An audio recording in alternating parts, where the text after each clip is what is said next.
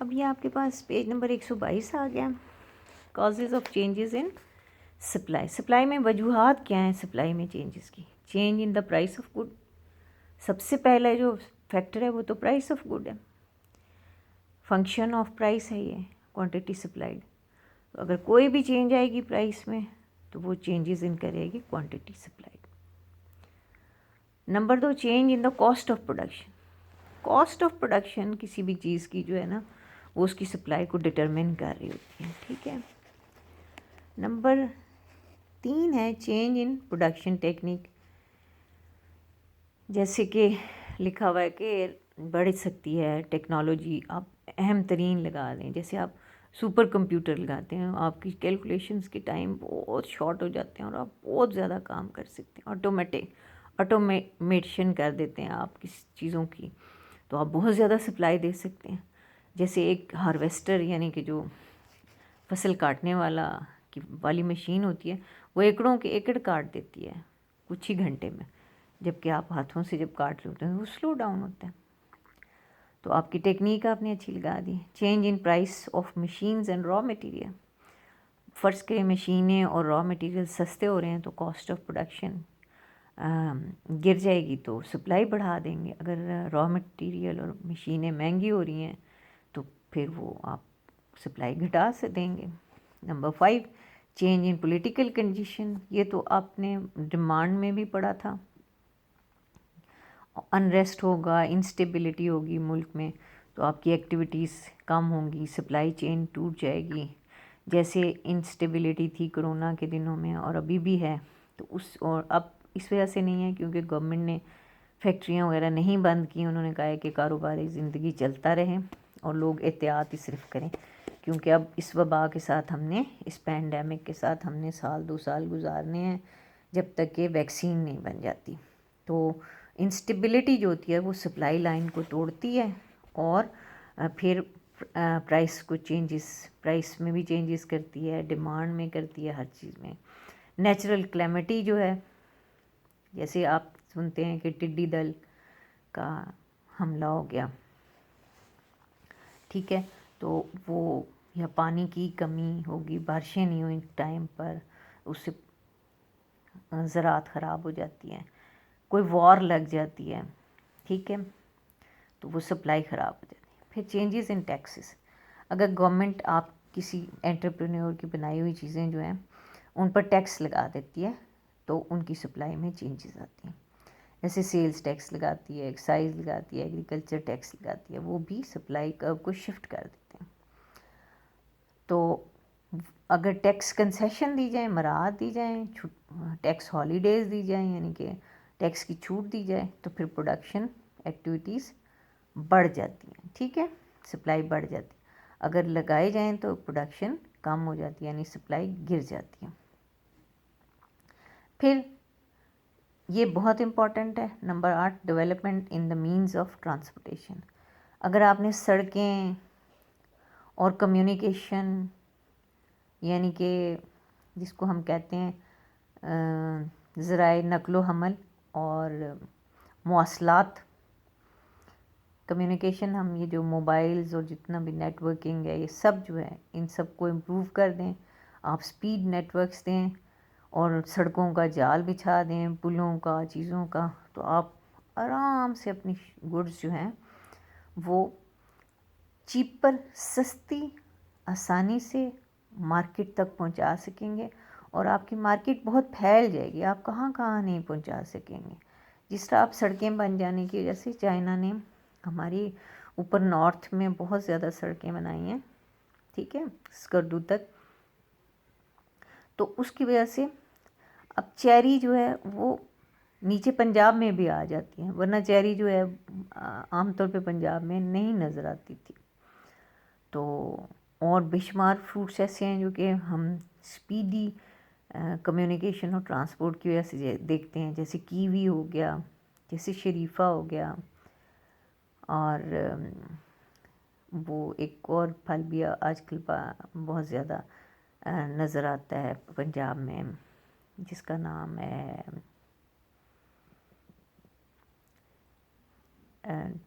जो कि पंजाब में, यानी कि जो स्वीट टैमरिंड है।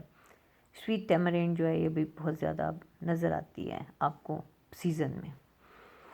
पपाया नज़र आता है, जो कि आमतौर पे पंजाब के फल नहीं है, लेकिन वो अच्छे कम्युनिकेशंस की वजह से और ट्रांसपोर्ट की वजह से पहुंच जाते हैं हर जगह। फिर आपके पास वेदर कंडीशंस है।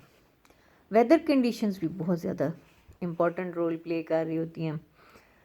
जैसे कि आइस की सप्लाई कब बढ़ जाती है, बर्फ़ गर्मियों में बिकती है ना, तो वो कारखाने ज़्यादा बर्फ़ बनाते हैं और विंटर में नहीं बनाते ज़्यादा। प्राइसेस ऑफ सब्स्टिट्यूट, अब सप्लाई को रिलेटेड गुड्स जो होती हैं वो बहुत ज़्यादा, for example a rise in the petrol price of wheat may encourage the supply of rice. अगर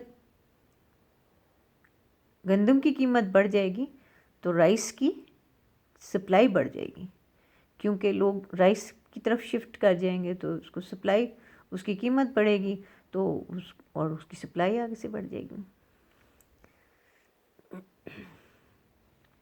unity among producers, this type of unity may be in the form of cartels.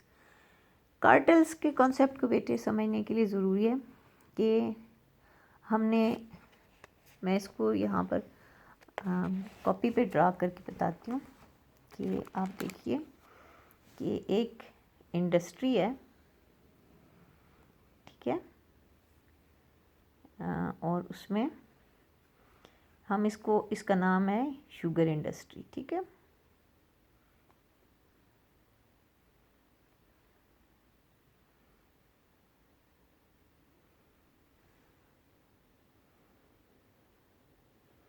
इसके अंदर काफ़ी ज़्यादा चौधरी शुगर मिल है, ठीक है, जेके जहांगीर करामत की हैं, जरदारी ग्रुप की हैं, ठीक है,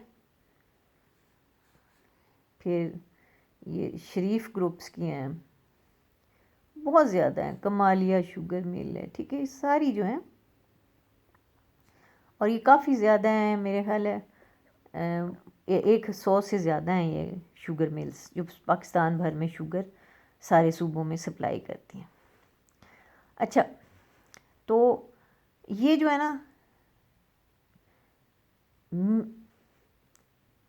एक इंडस्ट्री का हिस्सा है, ठीक है, शुगर इंडस्ट्री का, और हर कोई अब बेच रहा है शुगर बना के, गन्ना क्रश करते हैं, शुगर बेच रहे हैं। अब ये ना ऐसे करते हैं कि आपस में गठजोड़ करते हैं, उसको हम कहते हैं कार्टेल बनाना। कार्टेल जो होता है ना, वो होती तो मुख्तलिफ फैक्ट्रियां हैं, लेकिन वो बिहेव लाइक वन करते हैं और वो कीमत अपनी मर्ज़ी की बाज़ार में देते हैं और उसके हिसाब से सप्लाई देते हैं, ठीक है। फ़र्ज़ कीजिए कि वो कहते हैं कि हमने कीमत रखी है चीनी की 80 रुपये, ठीक है, और इस पर वो सप्लाई दे देते हैं इतनी, ठीक है। अब वो कहते हैं कि वो अपनी सप्लाई को घटा देते हैं, ठीक है, और कीमत ज़ाहिर बात है खुद ब खुद बढ़ जाए, खुद ब खुद उनकी कीमत जो है वो बढ़ेगी, ठीक है, और वो सप्लाई को जैसे जैसे घटाते जाएंगे कीमत बढ़ती जाएगी।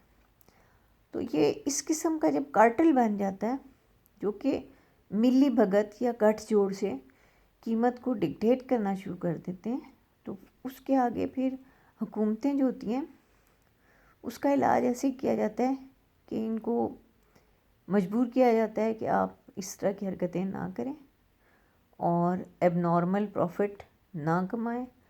आपकी फ़र्ज़ कीजिए इस वक्त आम तौर पे जो कैलकुलेशन है वो 45-40 रुपए के करीब 1 किलो पर ख़र्चा आता है शुगर मिल का, ठीक है। अब उनके लिए अगर वो 100% भी मुनाफा लें तो 80 रुपये बहुत ज़्यादा कीमत है, लेकिन वो लालच की वजह से वो कभी उसको हिला 120 कर देते हैं सप्लाई ख़राब करके, कभी 110 कर देते हैं, कभी 115 कर देते हैं, और गवर्नमेंट जब कमज़ोर होती है, पॉलिटिकल इंस्टेबिलिटी होती है, तो ऐसी जगहों पर ऐसे लोगों पर हाथ नहीं डाल सकती, बल्कि इन्हीं लोगों की वजह से पॉलिटिकल इंस्टेबिलिटी हुई होती है। ये मिलकर ऐसे माहौल पैदा करते हैं कि ये हमारा जो हमने ये धंधा शुरू किया है नॉर्मल प्रॉफिट का, ये ख़त्म ना हो, तो यही असल में मिलकर हुकूमत को इंस्टेबल कर रहे होते हैं। सही हो गया। अब हम होप आपको ये बात समझ आ गई होगी, कार्टेल का कॉन्सेप्ट। ये आगे भी आता रहेगा, कार्टेल का कंसेप्ट। कार्टेल का कंसेप्ट जो है उसका वो कौमी सतह पे भी होता है। जैसे पाकिस्तान में भी कार्टेल्स हैं, ठीक है, जैसे कि यही शुगर का कार्टेल है, फिर सीमेंट का भी है, खादों का भी है। तकरीबन हर शोबे में एक कार्टेल है जो कि एबनॉर्मल प्रॉफिट कमाने के लिए बिहेव लाइक वन करते हैं और कीमतें जो हैं वो डिमांड और सप्लाई फोर्सेस के मुताबिक तय नहीं होने देते, डिटरमिन नहीं होने देते, और बीच में रखना डाल के या अपनी मर्ज़ी से डिक्टेशन देकर और कीमत का तयन कर लेते हैं। अब फ्यूचर एक्सपेक्टेशंस, अगर एक एंटरप्रेन्योर जो है वो देखता है कि उस अंदाज़ा गेस वर्क पे भी काम करता है कि फ्यूचर प्राइसेस बढ़नी है, तो वो फिर सप्लाई बनाना शुरू कर देता है पहले से। तो वो क्या करते हैं कि वो अपनी आउटपुट या सप्लाई बढ़ाना शुरू कर देते हैं। और अगर उनको अंदाज़ा हो रहा है कि मैं जो चीज़ बना रहा हूँ उसकी कीमत गिर जाएगी, तो उसकी सप्लाई डिक्रीज़ करना शुरू हो जाती है। ठीक हो गया। क्योंकि मैंने आपको बहुत दफ़ा बताया कि जो एंटरप्रेन्योर होता है वो प्रॉफिट लेता ही इस चीज़ का है कि वो मार्केट को रीड करता रहता है, स्टडी करता रहता है, और हर वक्त वो ऑन टोज रहता है, अपने आप को विजिलेंट रखता है, अवेयर रखता है कि मार्केट में क्या डायनामिक्स हैं, क्या हरकियात हो रही हैं, सप्लाई किधर जा रही है, कौन सा रॉ मटेरियल आ रहा है, कौन सी टेक्निक आ रही है, मेरी जो प्रोडक्ट है उसका आगे फ्यूचर क्या है। फिर आपके पास आ रहे हैं कि सम अदर, ये जो है इट्स अ शॉर्ट क्वेश्चन, ठीक है, और जो सम ये काजेस ऑफ चेंजेस, ये इसमें से भी ये शॉर्ट क्वेश्चन ही बनता है, ठीक है। और इसमें से कहा जाता है कि 3 वजूहात लिखें, 2 लिखें, 4 लिखें, और वो 2 नंबर का सवाल बना दिया जाता है, ठीक है। अब कंपोजिट सप्लाई है कि डिफरेंट सोर्सेस से जो सप्लाई एक ही चीज़ की हासिल जो होती है उसको जमा किया जाता है, तो आपके पास उसको कंपोजिट किया जाता है। जैसे कि पाकिस्तान की जो मीट मार्केट है उसमें मीट फ्रॉम शीप यानी भेड़ का गोश्त, बकरी का, दुम्बे का, बैल का, काऊ का, बुल का, बफलो का, इन सब को जब आप इकट्ठा करेंगे तो कंपोजिट आ जाएगी, ठीक है। अब आपके पास है सिमिलरली पॉट्स, यानी कि बर्तन जो हैं स्टील से बनाए जाते हैं, ब्रॉन्ज से, प्लास्टिक से, मड से, इन सब को जब इकट्ठा करेंगे तो आपके पास कंपोजिट डिमांड आ जाएगी, जमा शुदा डिमांड सप्लाई आ जाएगी। जॉइंट सप्लाई वो चीज़ें जो जॉइंटली प्रोड्यूस होती हैं, जैसे कि वीट के साथ स्ट्रॉ, यानी कि गंदम के साथ उसका भूसा पैदा होता है ऊपर, जो जिसके अंदर वो लिपटे होते हैं दाने।